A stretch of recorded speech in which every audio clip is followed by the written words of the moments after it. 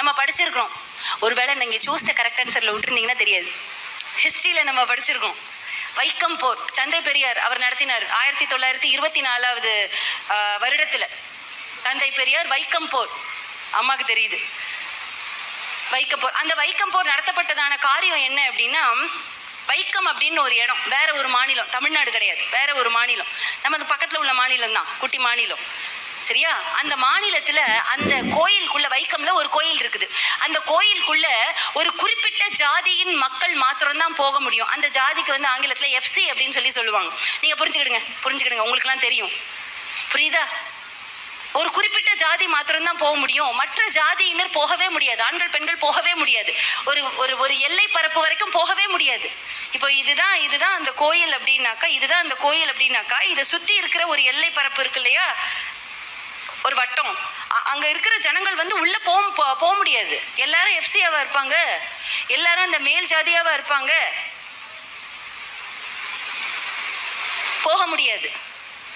அதே போல பாத்தீங்கன்னா பெண்கள் இந்த ஒரு தரத்திற்கு கீழே இருக்கிற பெண்கள் இருக்காங்க பாத்தீங்களா, மேல் உடை அணிய முடியாது, உள் ஆடைகள் அணிய முடியாது. ஆடைகள் அணியணும் அப்படின்னாக்கா அவங்களுக்கு உரிமம் தேவை, லைசன்ஸ் தேவை, உரிமம். மேல் இனத்தை சார்ந்த பெண்கள் மாத்திரம் தான் அணிய முடியும். இன்னைக்கு நம்ம அணிஞ்சிருக்கிறோம், ஒரு ஆமேன்னு சொல்வோமா? இன்னைக்கு நம்ம போட்டிருக்கிறோம். பதிவை நான் போட்டேன் இன்னைக்கு காலையில. ஏன் போட்டேன்னா, நம்ம ஒருத்தர் கீழ்த்தரமா பேசுறோம்னா, அப்ப கிறிஸ்தவர்கள் யார் என்றும் அவர்கள் சமுதாயத்துக்கு எவ்வளவு போராடினாங்கன்றத நம்ம கண்டிப்பா நம்ம சமூகத்துக்கு சொல்லி ஆகணுமே. அது நம்ம மேல இந்த கடமை அல்லவா? நம்ம இப்படியே ஏமாத்திட்டே இருப்பானா?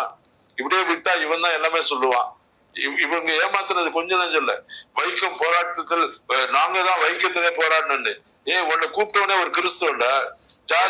நீங்க சமீபத்துல வைக்கத்துல 125வது ஆண்டு, அப்ப அங்க போய் ஒரு மண்டபம் ஒண்ணு திறப்பு விழாவுக்கு இங்க இருந்து முதலமைச்சர் மு க ஸ்டாலின் அவர்கள் போய் திறந்து வச்சாங்க. பினராயி விஜயன் கலந்து கொண்டாங்க.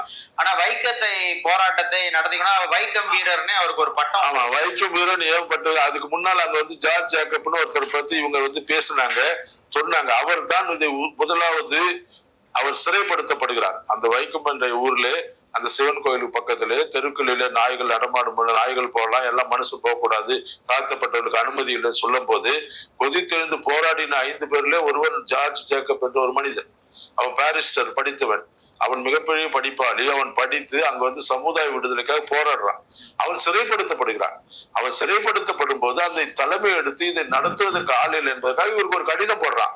எவனாவது மறுக்க சொல்லுங்க, டிபேட்டுக்கு சொல்லுங்க, உட்காந்து பேசுவோம். அவன் போடுகிற கடிதத்தால் தான் இவர் போனார்னு இவரே ஒரு புத்தகத்துல எழுதுறாரு. இவரே சொல்றாரு, அவன் அந்த ஜார்ஜ் ஜேக்கப் எனக்கு சொல்லாவிட்டால் எனக்கு தெரியாது. அப்படி அழைத்து போட போது இவர் போய் அங்க போறாரு. போராடி இருந்தோம், சிறையில் இருந்ததால இவருக்கு ஒரு நல்வாய்ப்பாக அங்க போய் இவர் நின்று போராடினதுக்காக இவர் வைக்கம் வீரர் எல்லாம் இவர் பேர் வந்துச்சு.